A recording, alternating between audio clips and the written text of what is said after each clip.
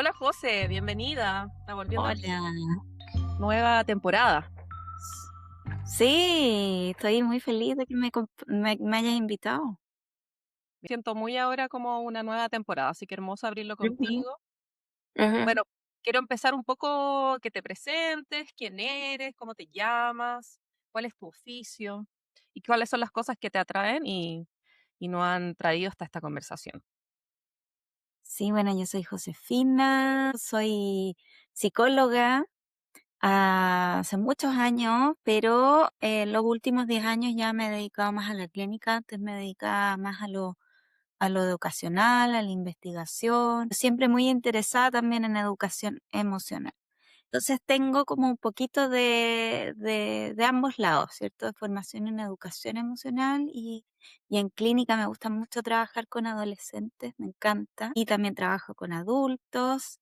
Me mueve mucho, mucho, mucho, mucho todo el tema de la meditación, de estar aprendiendo mucho sobre la filosofía budista, la filosofía oriental, ¿cierto? En los últimos años ya se ha traído mucho a la ciencia y se ha podido comprobar, ¿cierto?, que mucho de la práctica del budismo efectivamente es muy útil para el ser humano. Me encanta también cómo se han ido mezclando estos dos mundos. Yo medito hace mucho tiempo también, meditación vipassana, entonces desde ahí he tenido también como un despertar y un desarrollo también un poquito más espiritual dentro de mi vida, de cómo yo he ido entonces creciendo o trabajando ciertos temas internos. Y a raíz de esto te quería preguntar qué piensas tú al respecto de la meditación y cómo la meditación realmente nos puede ayudar muchas veces a ver más allá del velo de la ilusión, o tal vez ver las cosas como son y no como yo quiero que sean. Sí, y eso significa vipassana. La palabra vipassana significa la realidad tal cual es.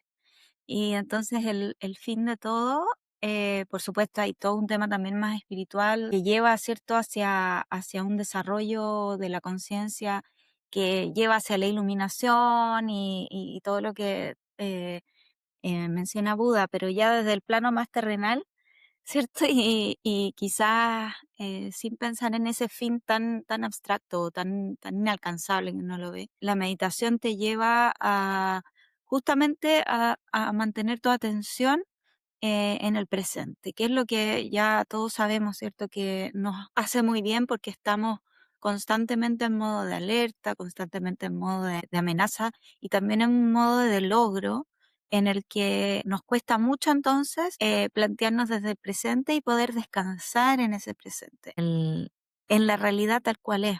Muchas veces no aceptamos la realidad tal cual es porque duele, pero la vida es así, po. La vida te presenta una infinidad de situaciones que no queremos, ya sean más pequeñitas o ya sean ya más dolorosas, como la muerte, ¿cierto? Que es como cuando perdemos a alguien, ¿cierto? Que es lo que menos queremos sentir y lo que más nos duele quizás en la vida. eh, y no lo aceptamos y no lo queremos ver. Entonces la meditación te enseña también a aceptar la realidad, pero a través de las sensaciones corporales, que son las desagradables, ¿cierto? Entonces, aceptación de estas sensaciones corporales y por lo tanto la aceptación de la emoción. Ya tengo pena, ya voy a vivir la pena. Voy a vivir la pena, no la voy a sufrir más allá de lo que duele, porque duele, ¿cierto? Molesta, es desagradable, pero no la voy a sufrir por tenerla. Y que uno aprende eso, va regulando distintas situaciones emocionales. Totalmente. Y también la diferencia entre dolor y sufrimiento, ¿no? Esto que dices tú que me parece súper importante de entender es que, claro, no nos podemos escapar del dolor. Vivimos en una sociedad que se escapa del dolor todo el rato, ¿no? De la incomodidad de crecer. Y realmente a través del dolor donde nosotros crecemos, también podemos crecer a través del placer genuino, también puede haber un crecimiento desde ese lugar. Y el dolor también es un gran maestro, ¿no? Pero la diferencia entre dolor y sufrimiento, ahí me parece importante la distinción, porque muchas veces en el sufrimiento donde nos quedamos pegados, donde entramos en un lugar de sufrimiento donde se repite una y otra vez y nos quedamos tal vez en un arquetipo de víctima, una nueva identidad donde nos deja ahí como pegoteado en esta sensación de rabia o de pena o de lo que sea, ¿no? Emociones están diseñadas para ser breves.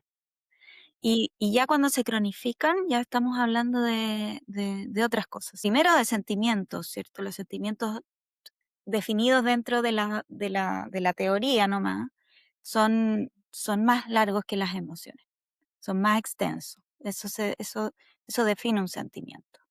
Y después ya cuando se cronifican, se transforman dentro de también de la teoría científica, ¿cierto? En un trastorno. Y entonces, ¿cómo la cronificamos?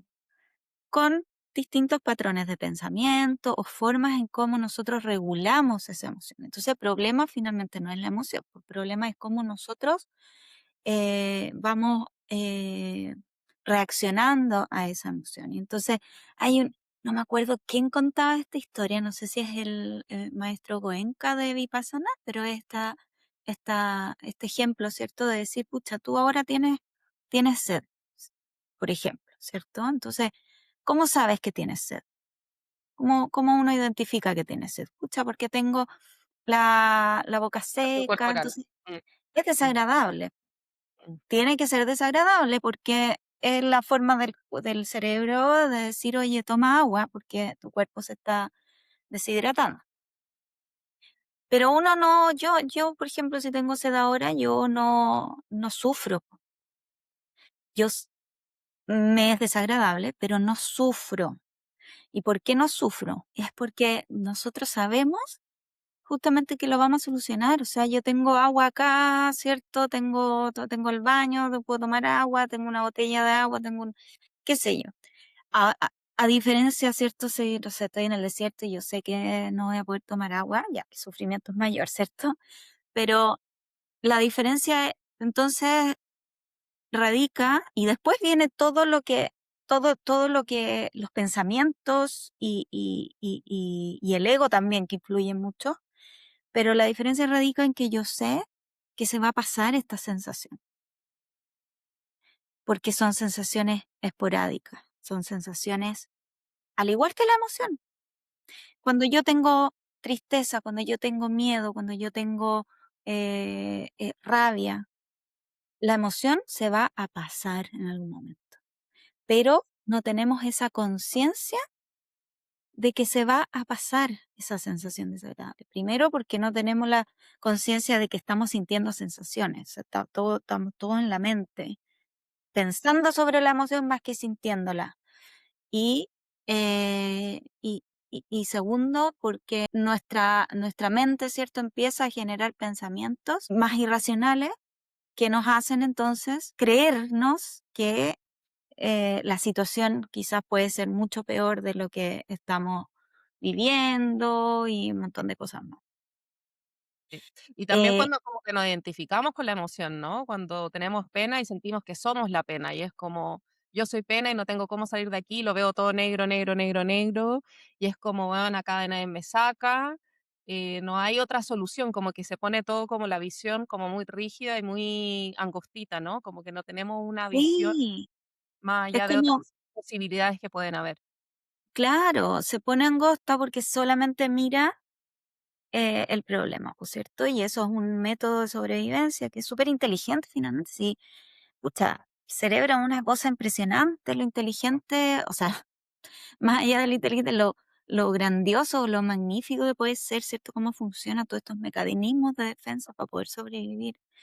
Pero tampoco nos han enseñado desde niños, nadie nos enseña, ¿cierto?, a poder leer bien nuestras emociones a través de las sensaciones físicas. Entonces tendemos a quedarnos solamente en la mente y eso, pucha, como que nos quedamos solamente con la mente, pero el cuerpo y el corazón no le estamos, no lo estamos tomando en cuenta, ¿por cierto? Entonces, finalmente, la mente empieza a ganar un poquito y eso yo creo que también es parte del ego, ¿por cierto? Y de esta identificación con lo que somos, con lo que valemos, con toda nuestra experiencia pasada. Claro, y Bueno, con el sufrimiento también, ¿no? Como que y igual con hay el sufrimiento. una el otro día hablábamos de esto nosotras cuando estábamos en la reunión de que me pareció súper interesante cómo también, vivimos en una sociedad que premia el sufrimiento, ¿no? Especialmente como en el trabajo, ¿no? Entre más sufro, entre más me esfuerzo y entre más me esfuerzo para conseguir lo que tengo, más aplaudido es en el fondo. O, o en el arte o lo que sea, en como este arquetipo también del artista sufrido, ¿no? Entre más sufro, Mm, entre más paso por ese dolor, por ese sufrimiento, como que pareciera que más grandioso es o más importancia tiene, por así decirlo, ¿no? Como con esta identificación del sufrimiento.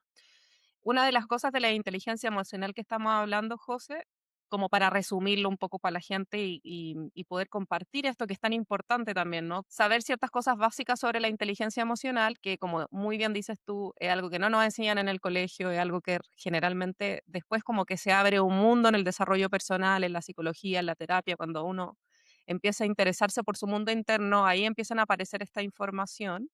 Pero básicamente la inteligencia emocional la podríamos resumir entonces como ser capaz de sentir mis emociones, ser capaz de identificar la emoción que tengo, relacionarlo con la sensación del cuerpo al mismo tiempo y también tener como una cierta sensibilidad a la emoción del otro, ¿no?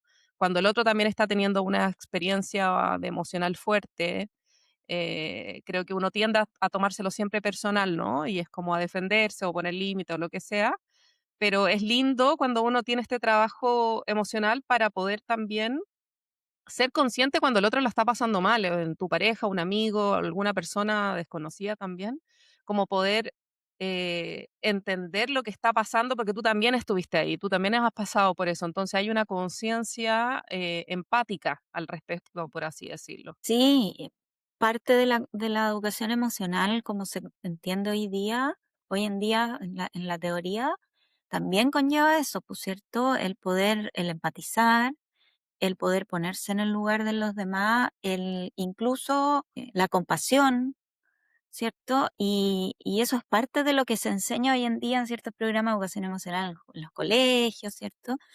Y que va muy de la mano con lo que la otra vez hablábamos también, pues, ¿cierto? De cómo yo equilibro lo que es mío y lo que es de los demás, porque hoy en día Mm, también sí, yo siento que hay una, quizás me vaya para otro lado, pero siento que hay también una tendencia al individualismo muy fuerte que sí, viene, que viene justamente de una reacción a esto, a esta necesidad de las personas de mirarse más y de no sacrificarse más por los demás, sí. que, que también es malo, po, también es un problema, ¿cierto? Porque efectivamente sociedades más comunitarias en las que las personas están al servicio de la comunidad, ¿cierto? Se pierde esto de la necesidad propia y hay mucho sufrimiento también. Este pasar hacia sociedades más individualistas también trajo ciertas dificultades, yo creo, en cómo las personas perciben sus propias necesidades y este conflicto, ¿cierto? De decir, chuta, pero es que yo me debo a los demás, quizá a mi familia, pero también estoy sufriendo entonces porque yo necesito hacer algo propio, por ejemplo. Y creo que nos estamos yendo hacia el otro lado, pues, hacia el individualismo, ¿cierto? Hacia, no, yo voy a hacer plata como sea porque tengo que ser millonario. No, yo, mi familia es la única importante, pero la sociedad que se muera, no sé, como todo esto, ¿cierto? Que pucha, también nos hace daño como sociedad, pero también como individuo. No, totalmente, totalmente. Muy de acuerdo con eso, porque aparte también creo que el futuro es colectivo, es comunitario. Realmente una de las cosas que, o sea, todo lo que estamos viendo con la guerra también, con todas estas cosas que realmente como que nos escandalizan un montón de lo que está sucediendo ahora a nivel actual en el mundo, creo que de raíz viene mucho del individualismo, de estar en guerra con un pensamiento contra otro pensamiento, pensar que tu verdad es la verdad absoluta, mirar solamente tus necesidades y tu forma de ganar, por así decirlo. Y también me pasa mucho esto, José, que lo aprendí mucho el año pasado, sobre el tema de la comunidad, como que el ser humano tiene un deseo intrínseco de pertenecer, pero esta individualización creo que nos ha hecho mirarnos tanto el ombligo que muchas veces cuando algo no me viene bien o cuando realmente no quiero, como que se habla tanto de los límites, de los límites, de los límites, que no, no voy a ir al cumpleaños de mi amiga porque, no sé, no me siento tan bien hoy o no voy a ir al almuerzo familiar porque ya me da pereza ver a mi abuelo y hablar sus tonteras de siempre.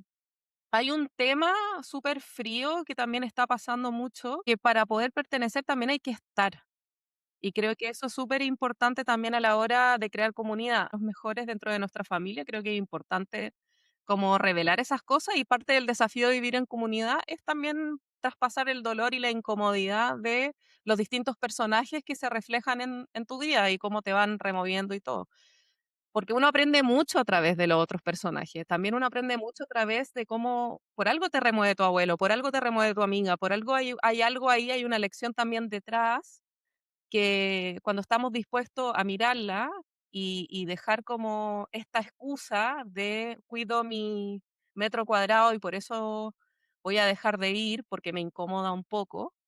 Creo Mm. que eso nos aleja un poco de la comunidad, porque la comunidad tampoco es perfecta, como que se habla de comunidad y es como todo hippie, todos desnudos, así, en huertas, todo maravilloso, pink, Todos tenemos que congeniar y conectar todos nos y caemos entender bien, ¿cachai? bien. Sí.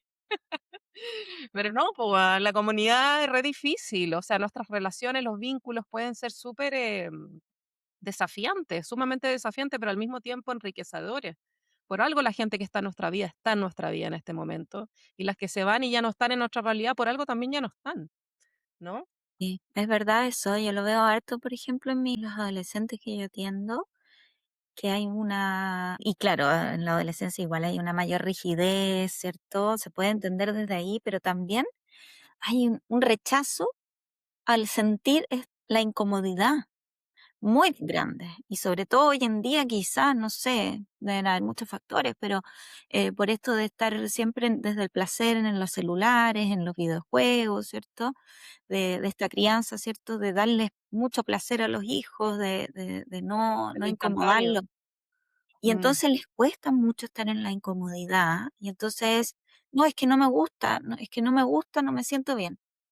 Bueno, pero entonces el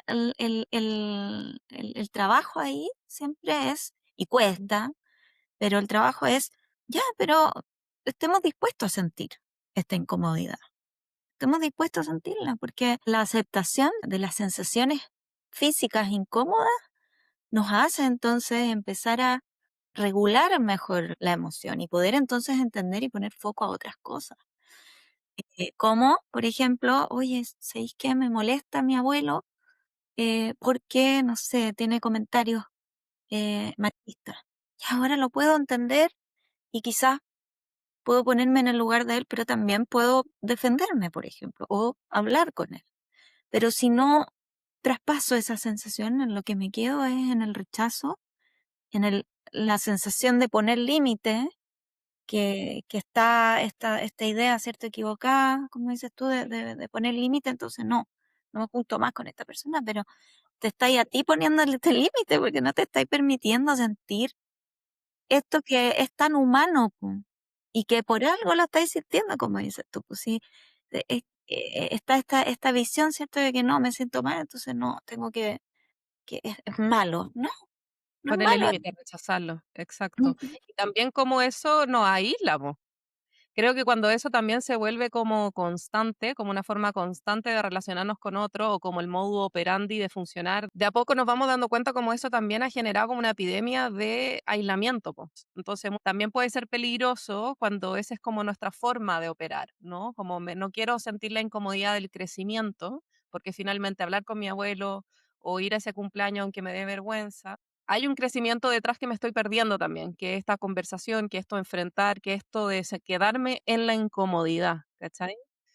Qué lindo este tema porque creo que es como el tema como del episodio, que es la importancia de acostumbrarnos también a, que es una muy buena estrategia también, José, encuentro, porque entre más nos acostumbremos a la incomodidad, como que más fácil va a ser traspasar las diferentes etapas en la vida que siempre traen esta incomodidad que nos lleva al crecimiento. No puede haber crecimiento sin incomodidad, porque tenemos que traspasar una versión.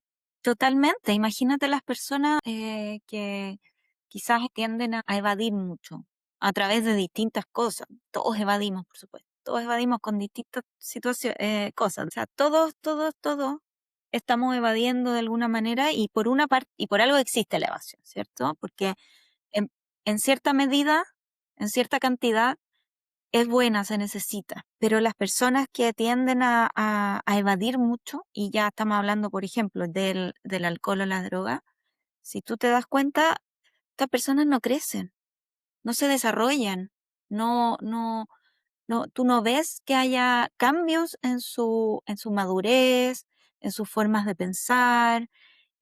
¿Por qué?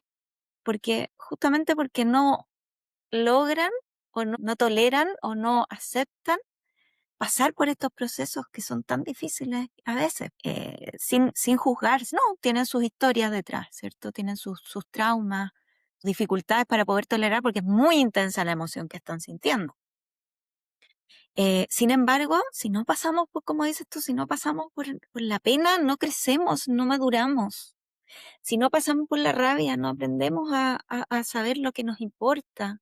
Si no pasamos por el miedo, también no aprendemos a saber lo que nos importa. Pero sobre todo la tristeza para mí es una emoción que es tan sabia, pero una tristeza que no se transforma en depresión, por cierto, sino que es una tristeza que nos dice, oye, eh, generemos nuevas redes neuronales, por eso duele tanto también si lo vemos desde una perspectiva neurocientífica, y duele tener que estar generando nuevas redes neuronales, porque cuando tenemos pena es porque estamos perdiendo algo, y el cerebro en ese momento está como recapitulando y diciendo, oye, hay una nueva realidad y tenemos que acomodarnos a esta nueva realidad. Y por lo tanto es desagradable, pero a la vez, si sabemos que esta tristeza nos va a llevar hacia el crecimiento, podemos tener una vocecita también que nos alivie, que nos contenga, que nos diga, oye, esto sí se siente mal, se siente feo, pero a la vez estamos creciendo y estamos viviendo la vida como seres humanos. Esa vocecita, ¿cierto?, compasiva y esperanzadora es súper necesaria, ¿cierto? Entonces, sin rechazar la pena, porque si efectivamente estamos en la pena y decimos: "Ya no quiero sentir más esto, y me voy a tomar un copete", como yo muchas veces lo hice quizá, de más joven, me voy a tomar un copete para no sentir la pena, estoy rechazando esta emoción, y cuando la rechazo, por supuesto que la pena va a seguir. Solo que no la vaya a querer ver en mi campo conciencia, pero la pena va a seguir. Claro, totalmente.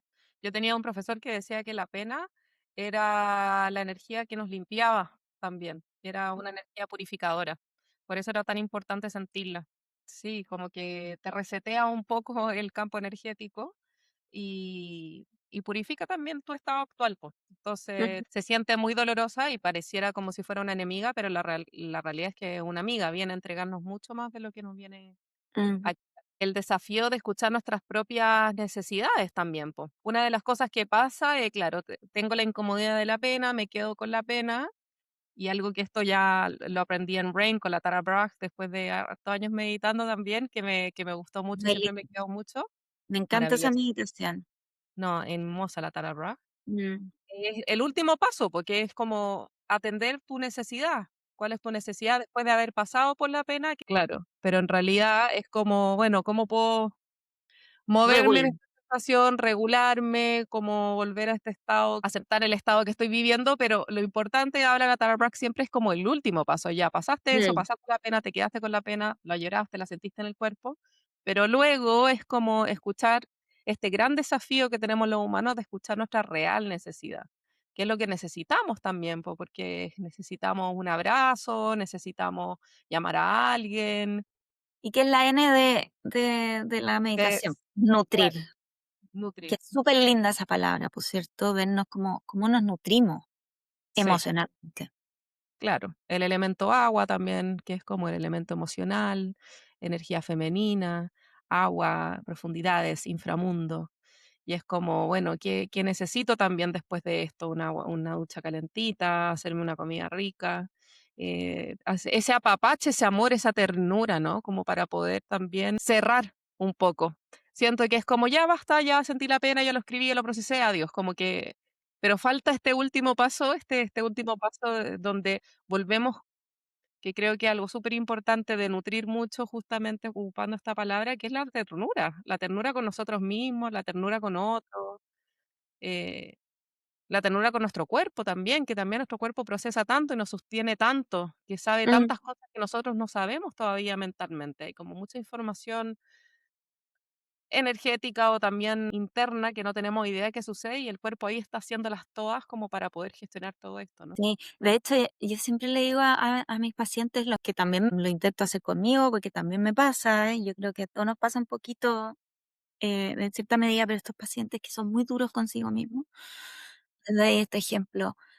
Digo, imagínate un niñito de 6 años que va con su mamá o su papá y la mamá le compró su helado favorito y nunca le compran el helado favorito, pero esta vez le compraron el helado favorito.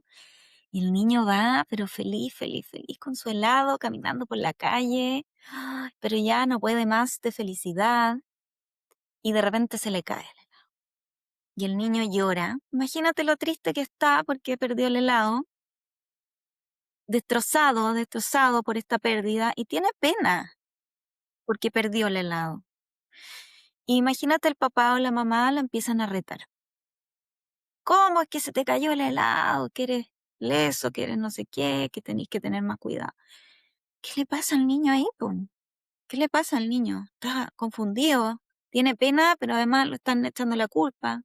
Algunos niños podrán echarse la culpa, otros niños podrán les puede dar rabia de porque lo están retando, pero hay una confusión. Y, y no hay entonces una, una, una mirada de sus necesidades, ¿cierto? De que lo que necesita en el momento es un apapacho y es decirle que todo va a estar bien y que te acompaño en la pena, porque es muy terrible perder el helado y porque efectivamente está ese dolor y no es necesario tampoco, y entonces en ese contexto es cuando yo les digo, eso es lo que tú haces contigo cuando tú tienes pena. Tú te castigas, te retas, te enjuicias. Por tener pena, hay muchas personas que por tener pena ya, es que no, yo no debería tener pena por haber hecho algo mal, por haber perdido algo, qué sé yo. Y lo que tenemos que hacer entonces es ser como esa mamá que en vez de retar al niño, lo abraza y le dice, pucha, lo siento tanto por tu helado. Y no es que le vaya a comprar un helado de nuevo, quizás no, porque no hay plata, está bien, o le puede comprar el helado como quieran, pero sí acompañarlo en esa pena. Y entonces les pregunto, ¿qué es lo que necesita ese niño en ese momento? Y entonces cuando nos vemos, ¿cierto? Desde esa ternura, como si fuéramos unos niños y que somos también nuestros propios papás, mamás, acompañándonos en esa pena, es cuando entonces podemos, quizás nos es más fácil vernos con ternura, si nos vemos como niños, Sí, claro, porque total, si no vuelve el juicio, po, ¿cierto? Vuelve ese claro. juicio no, pero es que yo debería, no, es que ¿cómo te pasa eso? ¿Qué sé yo? Entonces está también esa mirada de que como para ir para ese lado, ¿cierto? Que habíamos hablado antes de la necesidad propia, de poder entonces enfocarnos en qué necesito, ¿cierto? ¿Qué necesita ese yo que tiene pena? ¿O qué necesita ese yo que tiene rabia? ¿O ese yo que se siente vacío? Exacto. Y también rescato mucho algo que siento que es una monedita de oro que ayuda muchísimo en muchas situaciones, que tenemos la capacidad también de crear este diálogo interno, también esta voz maternal que nos puede ayudar muchas veces en estas situaciones. Como que también hay una automatización, hay una voz automática que nos habla con rabia, especialmente cuando ya estamos acostumbrados como a tratarnos de una cierta forma, con exigencia, con dureza, con frialdad. Pero sí que tenemos y es entretenido también, porque tenemos la posibilidad como humanos de inventar una voz también más suave, más maternal, que nos ayude a transitar las emociones difíciles. Y algo que es muy hermoso y súper sanador también de hacer es, bueno, ¿cómo es esa madre que yo necesité cuando era niño? Porque nosotros también escogemos nuestras madres, nuestra alma escoge nuestras madres desde un propósito, una lección también espiritual, álmica y contratos también que venimos a esta tierra a aprender, ¿no? Entonces nuestras madres hacen lo mejor que pueden con las herramientas que tienen y nosotros también aprendemos mucho también del dolor que también que nos causó tal vez no tener la atención o que nos hayan atendido de la forma que hayamos necesitado. Si antiguamente, especialmente los papás que tenemos papás boomer tal vez, no tenían muchas herramientas emocionales. Entonces realmente los papás hacían lo mejor que podían con lo que ellos recibieron con sus propios padres, po. Entonces, súper lindo y interesante ver qué pasa cuando nosotros nos empezamos a tratar a nosotras mismas con la ternura que nosotras necesitábamos cuando éramos niñas, po. Mm. Y no es que nuestros papás nos hayan sido tiernos, o tal vez no, pero sí que nosotras necesitábamos una forma particular que cada uno sabe con el autoconocimiento y con todo este trabajo de desarrollo personal. Ah, vale, yo era una niñita que necesitaba mucha atención, tal vez, o era una niña tal vez que necesitaba un poco más de tacto, un poco más de piel, ¿no? Entonces, cómo la maestría de la vida se transforma también en transformarnos en esos padres que nosotras necesitamos para nuestra niña interna, por así decirlo. Es Es un muy temazo, bello. Sí, es un temazo es. temazo. La relación con nuestros padres y lo que necesitábamos de verdad, po. Y no, muchas veces no calza eso. O Eh, rara vez calza, pues, yo creo que también sí, por algo es, po, en el fondo también. sí. Yo como una luna en Piscis, que después cuando fue descubriendo un poquito más sobre los signos y todo el cuento, me di cuenta que, claro, como luna en Piscis, claro, empecé a entender de que yo tendía, y me calza mucho, po, a sentirme muy sola o muy poco comprendida, muy desde esta necesidad de yo estoy sola en el mundo. Esta mirada o esta idea, ¿cierto?, de la realidad es difícil, quiero estar en la fantasía.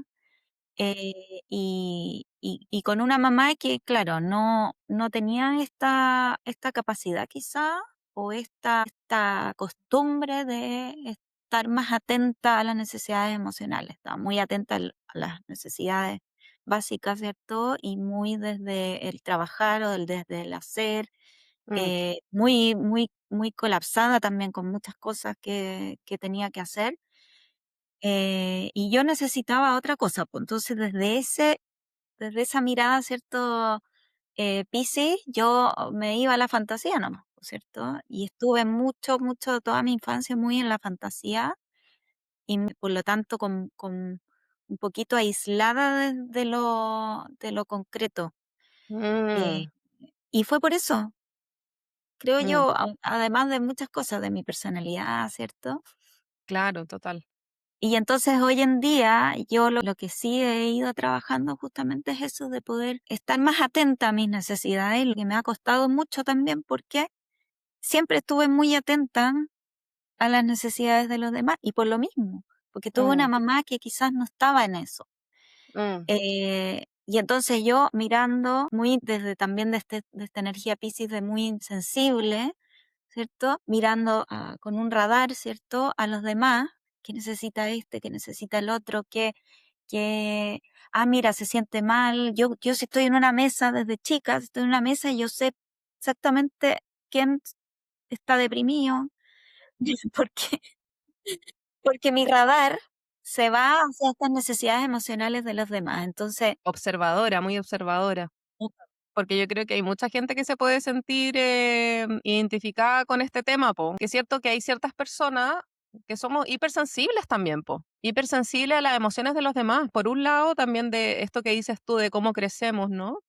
De lo que nos faltó, entonces muchas veces como que lo saciamos también hacia el otro, que también se vuelve como una forma de sobrevivencia, porque hasta se hace más fácil atender la necesidad de otro y ayudar a otro en su emocionalidad que atender la propia. Pero por otro lado también es súper interesante cuando nos damos cuenta, claro, ah, vale, yo tengo mucha agua en mi diseño humano, ¿no? Yo soy una persona emocional, también tengo una estructura, hay gente que tiene otro tipo de estructuras que son más terrenales, pero cuando somos personas altamente sensibles y emocionales, es súper importante también distinguir cuándo una emoción es mía y cuándo la emoción es de otro, ¿no? Porque en esta hipersensibilidad y en esta observación de ser tan chiquitito, de sentirlo todo, también empezamos a sentir lo de los demás. Entonces, claro, yo sé que mi tío está triste, siento su tristeza y siento que está, algo le pasa, ¿no? Eh, por esta como esta forma de sobrevivencia, de hipervigilancia, ¿no? De estar mirando como alrededor, mi entorno, porque así también tengo control, po, ¿no? También hay un control ahí de saber cómo los demás se sienten y también me siento segura en ese control. A mí también me pasó un poco me pasaba eso cuando era chica. Pero me costó muchos años descifrar y entender y darme cuenta, ah, vale, hay ciertas cosas que son mías, esta emoción es mía y se siente, esta es la sensación en mi cuerpo cuando la pena es mía, ¿no? Pero esta es la sensación que se siente distinto, sutil, a cuando es mi amiga la que tiene pena y nos juntamos a tomar un café. Sentí tanto su pena que me voy un poco con la pena de ella, ¿no? Y diferenciarla de cuando es tuya y cuando es de otra persona, ¿no? Mm.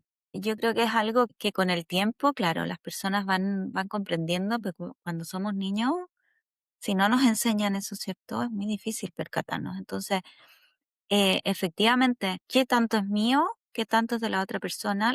Esa incomodidad que yo siento es mía, de que la otra persona tenga pena, pero no es la pena la mía. Pero ya con las relaciones es más difícil. O sea, imagínate con mi pareja, es como que si a Claro. ella le está pasando algo, yo estoy todo el rato también como un poquito angustiada, como que quiero resolver, como que quiero estar ahí, como que me siento con la obligación, entonces de repente digo, no, no, no es mío esto, ¿cierto? Pero cuesta mucho más ya cuando, en las relaciones que uno tiene diarias, ¿cierto? Y Mm, ahí entonces es que uno se pierde, pues, y ahí está el tema entonces de este concepto de la mentalización que yo te decía, ¿cierto? Que proviene, el concepto mismo proviene del psicoanálisis, que es el diálogo interno. Y, y es súper interesante porque se habla desde una perspectiva de todas las personas tenemos nos movemos en un espectro, y en este caso específico del mirar las propias necesidades o mirar las necesidades de los demás, podemos movernos en este espectro, ¿cierto? Desde sabéis que yo no, en mi diálogo interno no veo nunca mis necesidades y no las reconozco nunca, siempre estoy pendiente de los demás, hasta yo estoy todo el rato moviéndome en base a mis necesidades y mi diálogo interno es pura necesidad mía y no veo las necesidades de las demás. Y estos dos polos, ¿cierto? Que pueden ser súper psicopatológicos cuando se cronifican muy en los extremos, ¿cierto? Pero en el medio de este espectro estamos todos nosotros. Y está bien, ¿cierto? Hay personas que se mueven y miran el mundo desde sus propias necesidades y hay otras que son más atentas a las necesidades de los demás.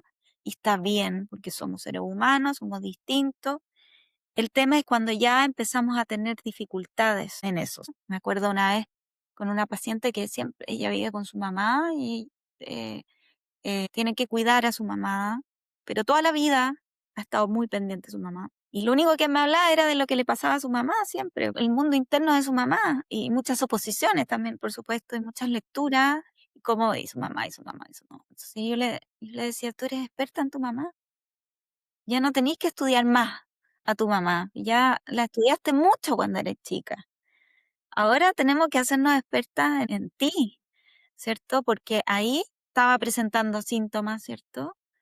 Porque había dejado de lado todas sus necesidades por su mamá. Y entonces ahí el trabajo es irse un poquito más hacia a escuchar sus necesidades.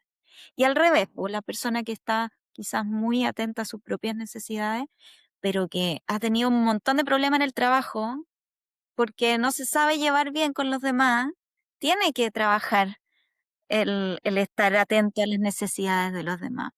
claro, qué interesante eso, claro, que es como ver en qué parte de la línea estás tú para integrar un poco de eso que te falta, ¿no? Si estás como muy en los demás, ponerte un poco más egoísta, ¿no? Y cuando eres muy en ti, muy Claro. yo, ponerte más en el otro y hacer cosas más para ayudar a otros.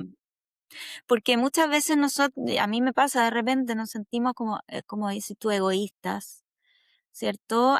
También hay Ay, sí, una total, cultura muy católica, ¿cierto? En nuestra cultura, ¿cierto? total, Una total. influencia de Sí. chuta, pero ¿cómo voy a pensar en mí solamente? Hoy, pero ¿qué puede estar sintiendo el otro?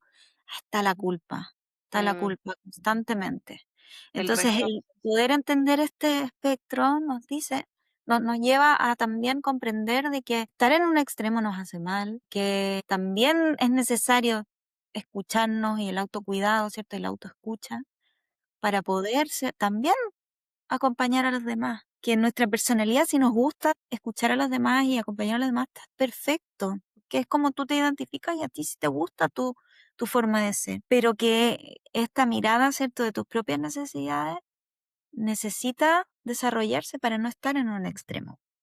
Exacto. Y también como ver los juicios que aparecen al respecto de aquello que tú necesitas, po.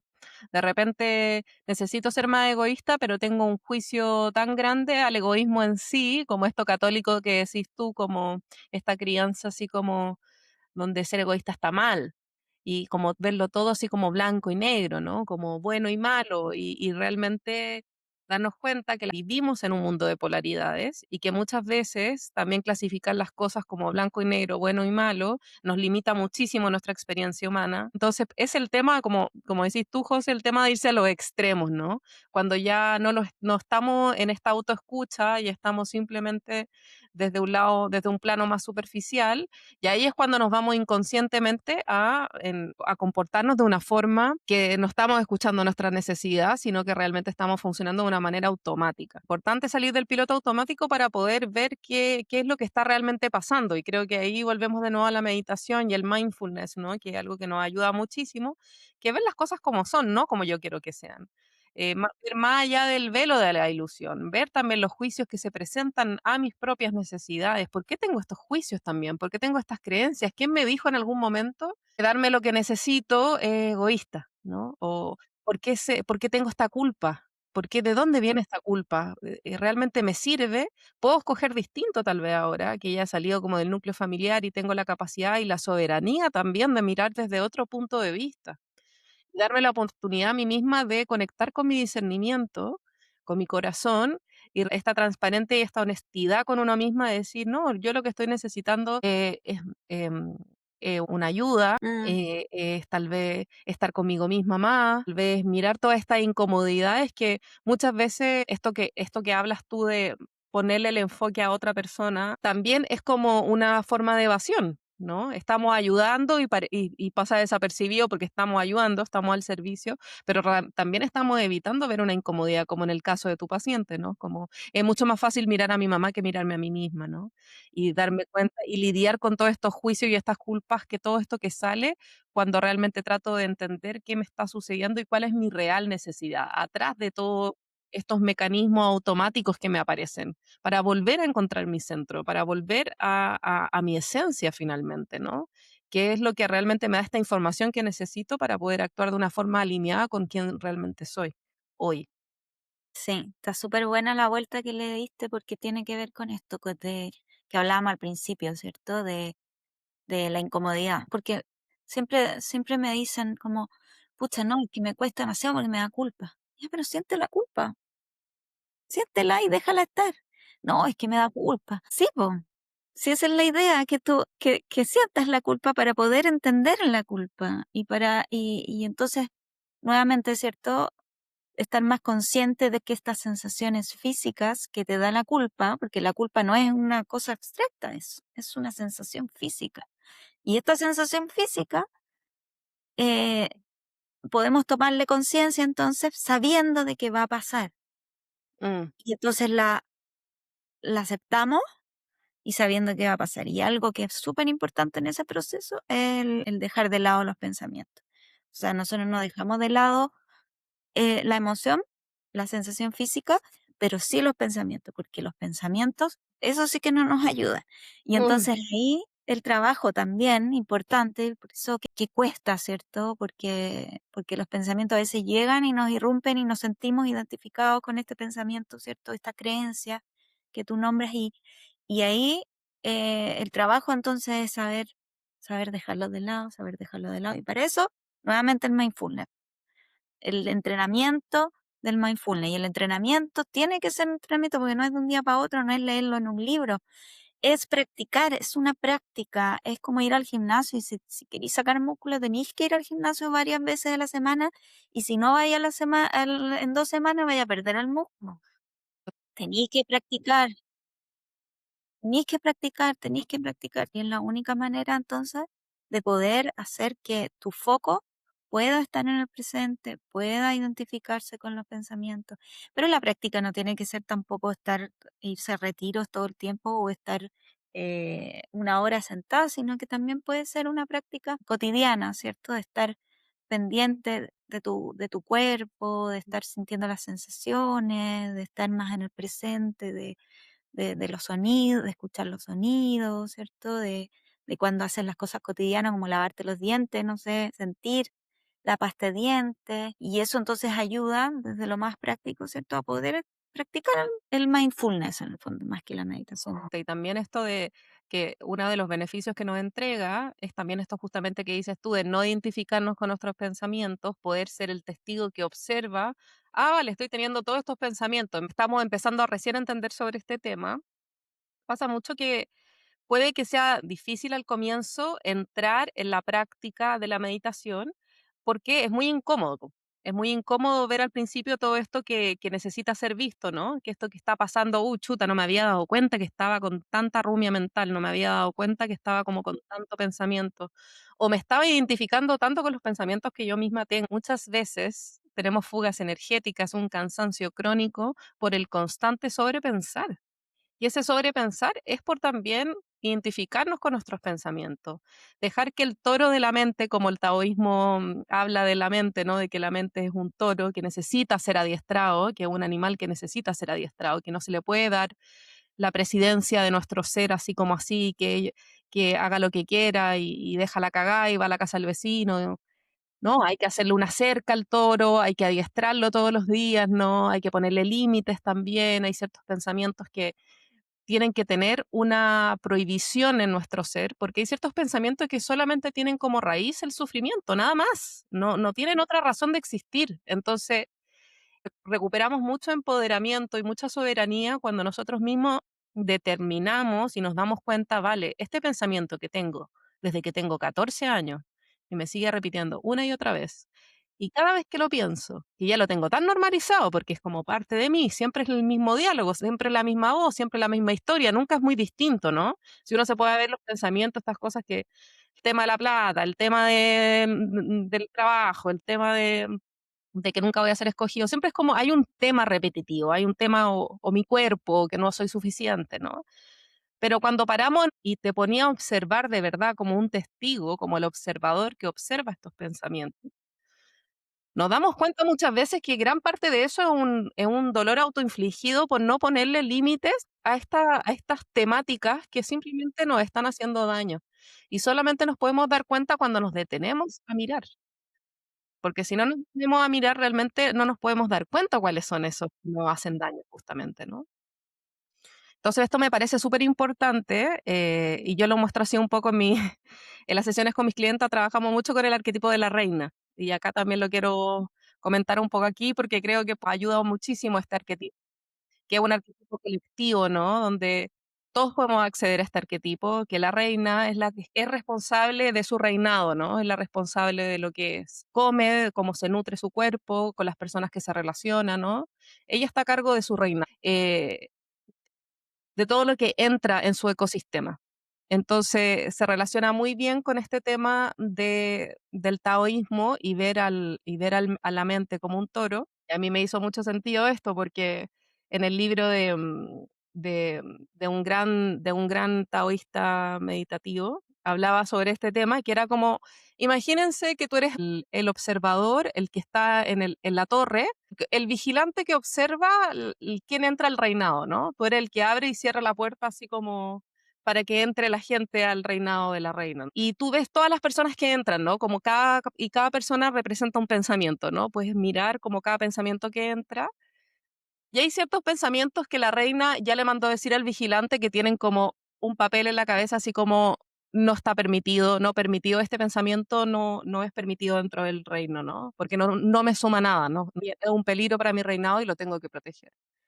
Entonces, claro, pues este arquetipo de la reina, muchas veces, esto que estábamos hablando de crear voces interiores, la voz de la reina no acepta nada que pueda amenazar, en el fondo, su ecosistema. Lo quería compartir porque lo encuentro muy bonito, a mí me ha ayudado Sí, me mucho. encanta.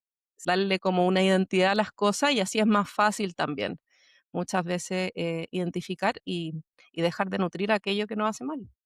Sí, pero está súper bueno lo de la reina, me gustó, lo voy a utilizar. Sí, está buena la reina, porque aparte que la reina no acepta, imagínate cómo come la reina también, po. No come, no sé, como cosas que le hagan mal a su sistema, a su ecosistema, también come Claro. de una forma bonita, se hace un buen plato, Mm, ejercita su cuerpo porque es importante para que funcione bien, ¿no? Hay como todo un tema de protección también al ecosistema, ¿no? Sabe que la comunidad es importante también y hay ciertas cosas que no las permite porque son una amenaza, ¿no? Entonces también ujú, la disposición y la reina también se viste de una manera.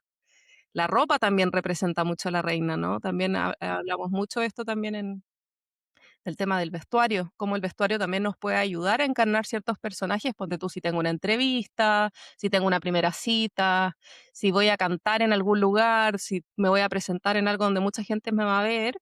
Muchas veces cuando encarnamos algún arquetipo que nos hace sentir más segura en la vida o nos hace sentir más parada, o sea, lo que sea que te ayuden un poco a estar firme ahí en tu centro, po, en tu soberanía también presentarte y estar como bien enraizada en la vida, ¿no? Como a través de distintos personajes que nos dan como una energía especial. exacto. Y bueno, esto de no dejar entonces entrar en los pensamientos, me parece que es fundamental para poder entonces flexibilizar psicológicamente y dejar de entonces de identificarnos con lo que creemos que somos, ¿cierto? De este pensamiento constante, por ejemplo, con los adolescentes, que soy tonta, que soy tonta, que soy tonta, que soy tonta. Como me muevo en el mundo, entonces, pucha, como, no sé, me siento tonto, entonces pienso que los demás me ven tonto, entonces yo actúo como de una manera así, ¿cierto? O como desvalorizándome o minimizándome. Y entonces, una vez que no dejamos entrar, ¿cierto? Que la reina dice, ahí que ya este pensamiento no me sirve. Pucha, se vienen las dudas, po, se vienen las dudas, oye, pero es que este pensamiento puede que sea verdad. Se trabaja, ¿cierto? Se trabaja, se entrena, como le llamo yo, pero en el fondo tiene que ver con el fortalecer a esta reina o esta voluntad, ¿cierto?, de poder mirarme desde otro punto de vista. Entonces aparecen estas nuevas formas de descubrir quién soy yo, po, o cómo puedo ser yo sin estos pensamientos, ¿cierto? Y que cuando aparecen, quizás, no sé, yo logro dejarlos de lado, pero aparecen más adelante. Ah, mira, me apareció este pensamiento. Porque mi mente está acostumbrada a generar este pensamiento, pero sí es que ya no le creo, ya no le creo, ¿cierto? Ya no es así, o en verdad no es tan así, porque yo ya me he desenvuelto desde otra manera y me he visto desde otra manera. Y a través de la experiencia, cuando ya yo como elaboro finalmente todo, po, como que le doy un cierre.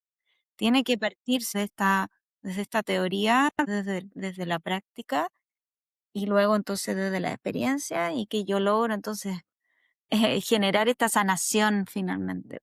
Claro.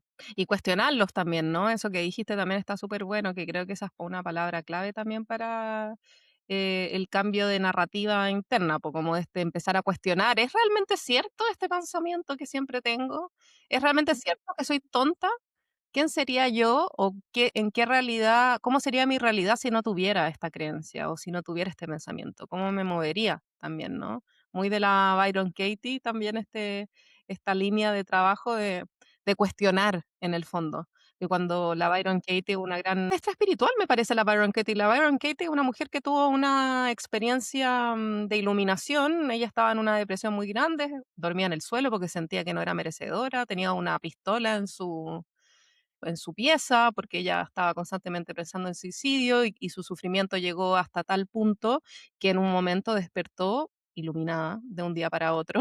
Le pasó a Eckhart Tolle también, hay ciertos seres humanos que le ha pasado así el tema de la iluminación, que como que se rompe y llegan a un sufrimiento tan grande que algo pasa que se rompe y empiezan a ver la realidad desde otro punto de vista. Y ella tiene un trabajo súper, súper lindo y que lo invito a todos a buscarlo mucho porque realmente es todo lo que está hablando la José sobre el tema de empezar a cuestionar cómo sería nuestra realidad si empezáramos a cuestionar todas aquellas creencias o todos aquellos pensamientos que nos han traído sufrimiento. Y muchas veces como eh, es muy interesante ver como la gran mayoría de esos pensamientos son ilusiones, no son verdad, no hay una realidad que los sostenga, sino que viene de un lugar doloroso nomás, de una creencia que alguna vez me creí, que algún profesor, algún papá, algún amigo me lo dijo en la infancia y se quedó y nunca lo cuestioné. Simplemente alguien me dijo que yo cantaba mal y me quedé con eso de que yo canto mal siempre y tengo unas ganas de cantar y tengo unas ganas de mostrarme, de expresar mi arte o mi alma, pero no me atrevo porque tengo esta creencia, no, ¿cómo voy a meterme yo si yo soy pésima cantando? Y nunca más te das la oportunidad para explorar el canto porque esta creencia es tan enraizada en nosotros que se vuelve nuestra identidad. Me acordé de una vez que yo estaba como, había pasado algo en mi vida que me afectó mucho y me acosté en la cama y después de estar harto rato en la cama me di cuenta.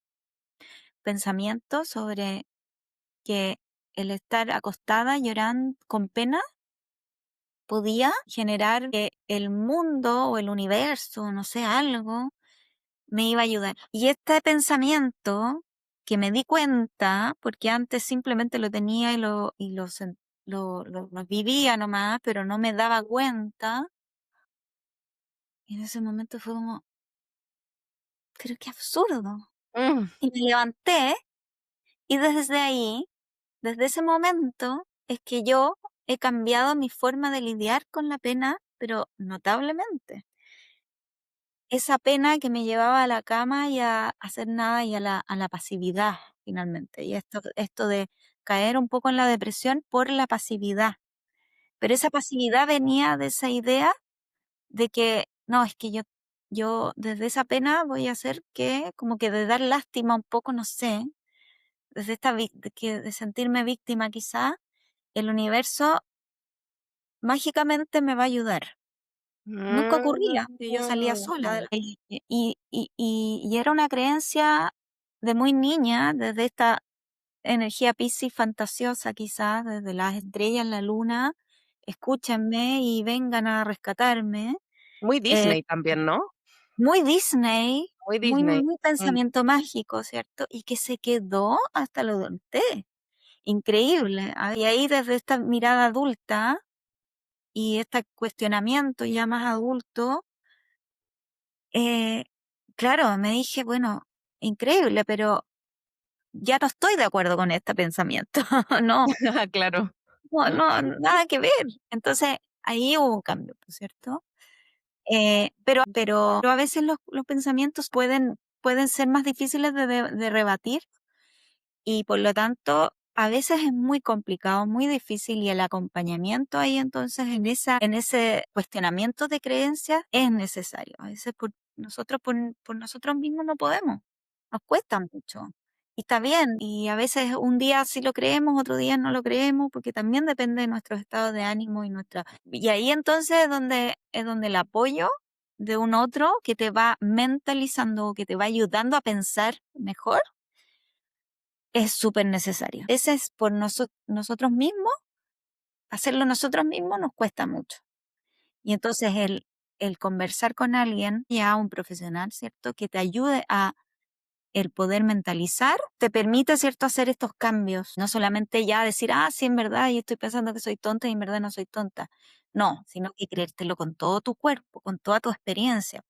Sí, Ese es pues el un punto. trabajo vivencial. Y también se me viene mucho el darse cuenta, cada vez que nos damos cuenta de algo, cuando tomamos conciencia de algo, cuando tenemos esa toma de conciencia como la que tuviste tú de decir, hoy, qué fuerte que siempre cuando tengo pena me aparece esta creencia y que no me ayuda en nada porque me deja en este espacio más pasivo. Eso es lo que uno busca finalmente, pues el darse cuenta en lo que sea, de cosas chicas, cosas grandes, pero un darse cuenta es lo que realmente nos libera. Y para eso también es importante, como dices tú, esta la mentalización de poder hablar las cosas, poder desenredarlo, porque cuando se quedan en la mente, se quedan en la mente nomás, po. La mente es muy astuta también, se pone muchos sombreros, se disfraza de muchas cosas. Uno piensa que es realmente pena o que es realmente tristeza, pero muchas veces es simplemente se está disfrazando de una cosa como para quedarnos más rato en este arquetipo de víctima, en este arquetipo de la dama en peligro, media Disney, ¿no? Donde vamos a ser rescatadas, porque bueno, bueno, por algo nació esa identidad, tal vez nos estaba salvando en algún momento de nuestra vida. Fue un ajuste creativo que tuvimos en un momento para sobrevivir en el ambiente en el que estábamos, ¿no? Pero el darse cuenta es como la sanación, para poder liberarnos de ese acondicionamiento. Y también lo otro que se me viene mucho con lo que dijiste es como esta creencia, esta frase que se dice un montón, que es como: "El tiempo todo lo sana". No, el tiempo no todo lo sana, es como lo que haces tú con el tiempo es lo que sana realmente. Hay gente que se podemos quedar pegada 10 años en la misma creencia, en el mismo dolor, en el mismo sufrimiento, y podemos estar una vida entera ahí pegados, si no nos damos cuenta, en el fondo. Entonces, realmente no es el tiempo el que sana, es lo que hacemos nosotros en ese tiempo. Oye, sí, toda la razón, porque además es que ahí me viene la idea, ¿cierto?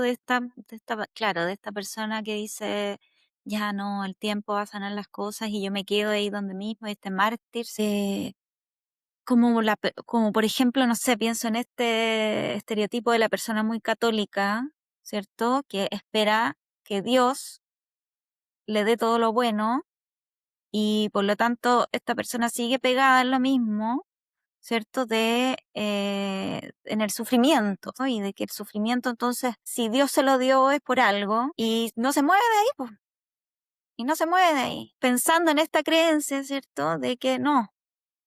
A mí igual creo que me sirve mucho verlo de una perspectiva de ir acompañada, como con una fuerza mayor a mí, en no caminar, no sentir que estamos caminando solos, también que hay un apoyo y también hay un equipo espiritual que nos está apoyando, que nos está acompañando, y sí realmente hay un creador de todo lo que estamos viviendo, pero no es este creador como tal vez muchos de nosotros crecimos de un creador en el fondo castigador o que tiene juicios, ¿no? Muchas veces, claro, pues nos quedamos en esa pasividad de no tomar soberanía por nosotros mismos y responsabilidad por nosotros mismos y hacer algo con ese tiempo y movernos y hacer algo al respecto, ¿no? Pero de la mano con Dios, de la mano también con nuestro ancestro, de la mano también con este mundo sutil que también está con nosotros, la individualización que rechaza tanto la espiritualidad o rechaza tanto esto de que solamente se mueve lo lógico y lo científico y rechaza todo lo espiritual, ¿no? Y que creo que es súper importante cultivarlo para poder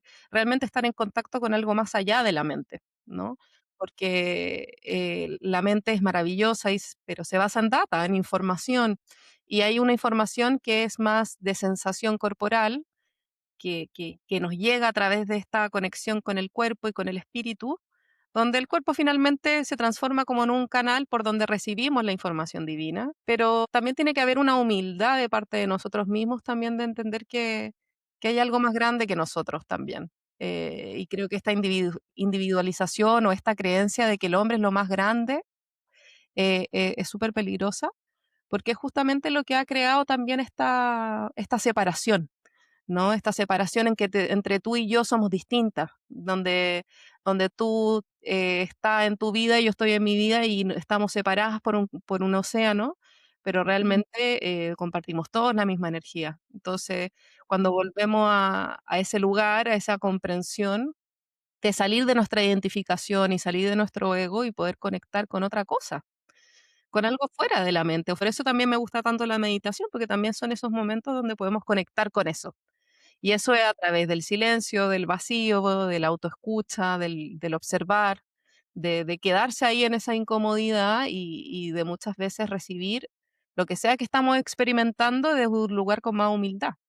Y no querer controlarlo todo también. Creo que también la mente humana quiere controlar mucho todo, como para estar segura, pero realmente no tenemos mucho control de las cosas que nos suceden. Sí podemos controlar nuestro actuar, nuestro accionar, pero realmente lo que nos vaya a pasar, no tenemos mucho control de eso. La espiritualidad, un ámbito súper, súper, súper sanador yo creo que para todos los seres humanos necesitamos desarrollarla un poquito más. Como un ámbito necesario para poder verse más allá de lo que su mente dice, ¿cierto? Como tú dices, bueno, la mente muchas veces nos lleva hacia lados más individualistas. Totalmente. De mirar las cosas y aceptarlas por lo que son también. Tiene que haber como una aceptación, porque si no la mente está eternamente insatisfecha, eternamente que algo podría ser distinto, algo podría ser mejor, ¿no? Y cómo puedo aceptar la vida como es, con lo que me está entregando, con lo que me está enseñando. Y ahí como que el ego se mete mucho, por la identidad se mete mucho porque me identifico mucho con algo y no puedo ver más allá de ese velo. Entonces, por eso siento que la meditación y la espiritualidad nos ayuda mucho porque nos devuelve de nuevo Ayuda. esto, Sí, toda a la mirar razón. con esos lentes reales. No es necesario estar todo el tiempo mirando más allá, pero sí de vez en cuando por lo menos, ¿cierto? Porque efectivamente el ego es la encarnación y nuestro cuerpo, si nuestra alma quizás como algunas personas le llaman, ¿cierto?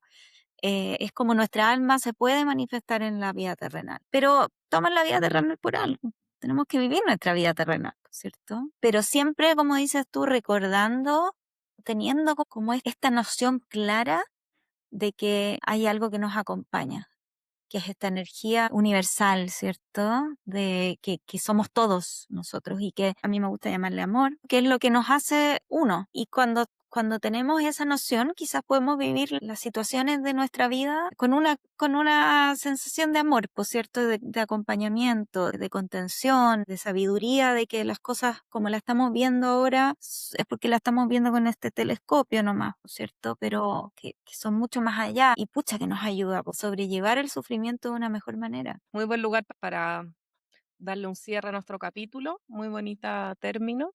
José, cuéntanos cómo la gente puede contactarse contigo si quiere tu acompañamiento, tu terapia. Yo vivo en Viña del Mar, atiendo, me pueden buscar mi nombre en Google y van a ver que yo atiendo en Viña y en Quilpué, por si también desean una sesión presencial y son de Viña del Mar. Gracias por esta hermosa conversación.